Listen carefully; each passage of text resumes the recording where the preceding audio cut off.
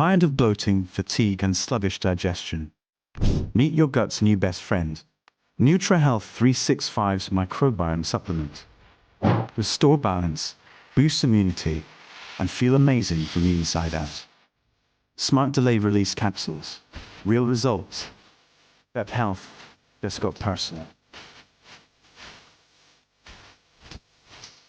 Good morning and welcome to Trending. Today we're going to look at food prices in the UK. We're going to look at Argentina and their economic collapse. TikTok has been taken over and its algorithms are about to be retrained. Sounds very Orwellian. And also, what is App Cloud and why can't you remove it from your mobile device?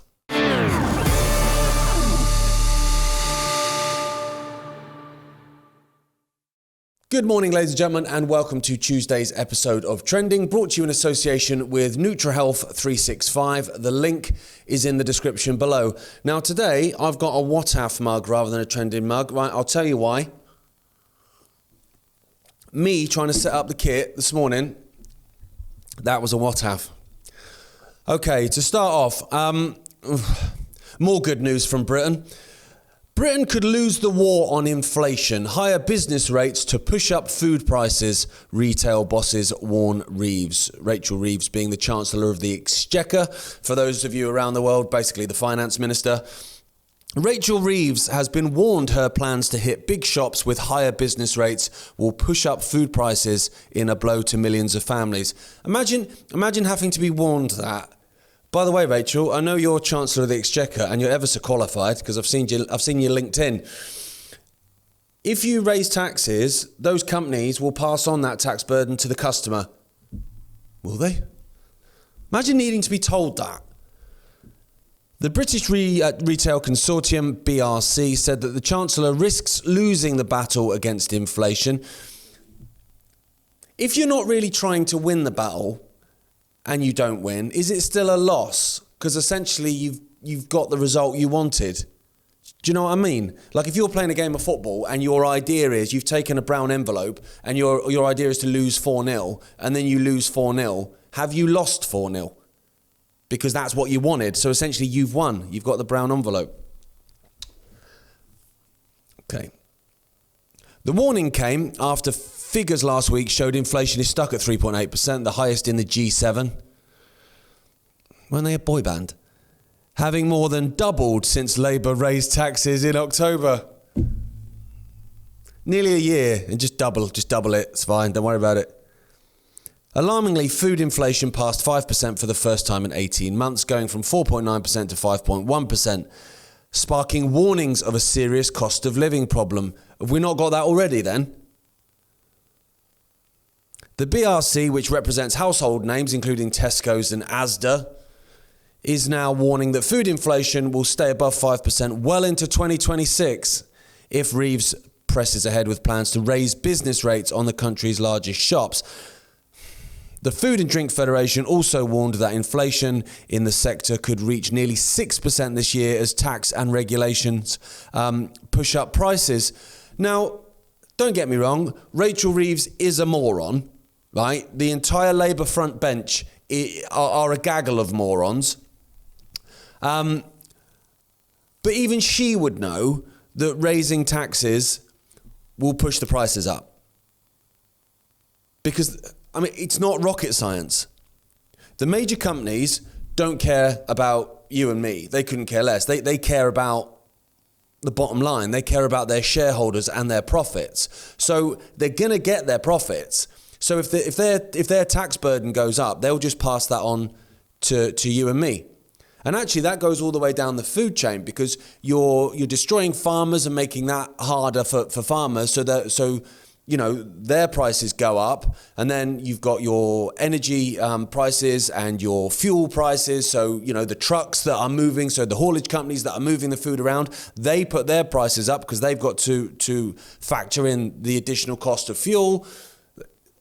Each step on the ladder passes the burden on to the next one, to the next one, to the next one, and then it ends up with me and you.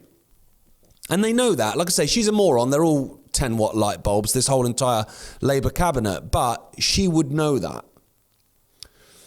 Now, when I say that the food companies and the major supermarkets don't care about you and me, they don't. They care about their profits.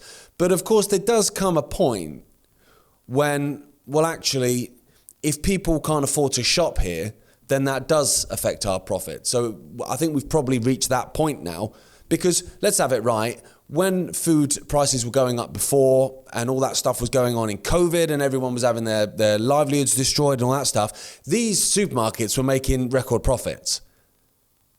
Right, so they were doing fine, but then there will eventually come a point where people simply can't. I haven't got any money. Simple as that. So it's not a case of I might have to, not spend money on this. I'll have to spend money on that instead. I haven't got any, so I don't. Finally, I don't have to make a decision because I've got nothing. And more people are being pushed to that point now. So that's why your likes of Tesco's and Asda, they're looking at their profits now thinking, well, hang on a minute. If all these people don't have any money, then it doesn't really matter what we do with our prices, because we're still not going to make the astronomical profits we have been making, because they're simply not shopping here. Now, the other thing that Tesco's and Asda, and you will notice this, ladies and gentlemen, and actually this isn't just a UK thing, you'll notice this wherever you live in the world. Automated tills. So what these people love is they love hitting multiple birds with one stone. So you drive up energy prices, that's destroying people, that's making people state dependent. It's also giving people less choices in life because, I'm not a big fan of money. It's never been a drive for me, even throughout my life. But at the same time, I do get that money is freedom in a way. If I've got more money in my pocket, I can go places in the world that I'd love to go and visit that I can't afford to, for instance. So of course it gives people freedom, and they don't want that. So if you take away that little bit of money that people had for fun and enjoyment and traveling, because they don't want us traveling, and everything else, if you make them, push that into just everyday stuff like paying the bills, then that's obviously a result in terms of what you want. Because obviously you're creating a sad, depressed, disenfranchised population, which is of course what they want. They're more malleable. But there's another aspect to it. So what these companies have done for a long, long time is, of course, tax burdens come in, so they put the prices on to the food and me and you foot the bill. The other thing they've done is to bring down their costs, is to get rid of staff. Enormous amounts of staff, and bring in automated tills. Now, on one level, that's a financial decision, because you've suddenly got one minimum wage worker running around like a blue-ass fly trying to sort all the problems with 10, 15, 20 sometimes of these automated tills, rather than having human beings sat there going, boop, how are you? You good? Yeah, COVID's nonsense, isn't it? And all that stuff. They didn't want that. So you've got these automated tills. So that obviously brings down their costs, because they don't have to pay the wages of the automated tills. But there's another aspect to it. One, all these automated tills are cashless anyway. They never used to be. Do you remember them? You used to be able to put the cash in them. So many of them now, in fact, most of them now you can't. They're card only. So you find yourself having to make that decision of, this is annoying, I'm in a rush, but I'm going to stand in a queue and wait for Dorothy, rather than, just go straight through to the cashless one, because, it's a matter of principle, of course. But also, bearing in mind, we're looking at this push for digital ID, this push for this social credit score through the WEF. They're already openly talking about the fact that, assigned to your digital ID, because obviously, that's the plan for everywhere, you will have your carbon footprint and all that kind of stuff, which would tell you what you can and can't buy. Sorry, love, you had 2 rump steaks last week, not this week, mate. Now, with an automated till, you can't reason with that. So if you walk up with your 2 steaks or whatever else that they decide you can't buy anymore, because that's, that's how they work. They did it through COVID again. Remember, if it's not an essential item, I'm in the shop and it's there. Yeah, but it's not essential. I can just do that and give it to you, and then I can give you some money and I can leave. No, it's not essential. So they've already done that. They've got form for that, for controlling what you can and can't buy, and using a ridiculous cold or whatever the hell people think that was as an excuse for it. So suddenly you go, okay, well, do you know what? It's my wife's birthday. She loves a rump steak with a bit of Stilton on it, a bit of bacon. Yeah, okay. Love, look, I know my carbon. I've gone over it. I know it's annoying, but it's my wife's birthday, and I did promise her. Do you know what I mean? That I'd cook for her, and it's her favourite. You can reason with a member of staff who might go, okay, fine. Boop. You can't reason with a machine. I've tried. I was trying out there when I was trying to get stuff to work. You weren't having any of it.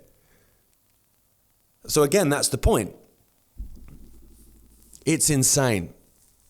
Honestly, it's mad. And food prices in the UK, this is crazy as well, because think about this as a figure. In the last 5 years, food prices alone, bearing in mind, energy prices are the highest on the planet, so they've been going mad. Prices at the pump in terms of filling your car up have been going mad. So it's not just food, right? So they're going mad at the same time. Food prices have risen 37%. 37% they've gone up in the last 5 years. And I don't know if you've noticed this, ladies and gentlemen, but it's not even just a case of the food prices have gone up. The amount of food in the packet has gone down. So not only are you paying 37% more for your shop, you're getting less.